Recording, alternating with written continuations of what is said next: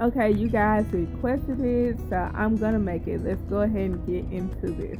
So I am making the pound sign 5, number 5 for the hat, and basically what you're gonna do is just make X's over your stitches. Now when you first do this, you might want to go ahead and fill in right now. I'll show you about filling in later on in the video, but you might want to fill it in right now if you're new to this.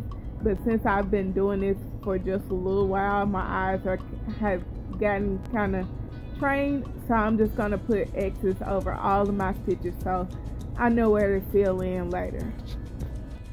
You're gonna notice while you're doing this that the yarn underneath the darker color is going to show through.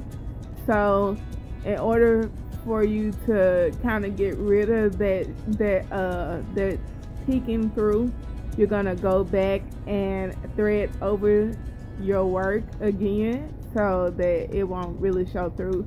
The only way that you could probably avoid this is to maybe use 5-weight or thicker yarn, but since I have 4-weight yarn in the plenty, we're gonna do it this way.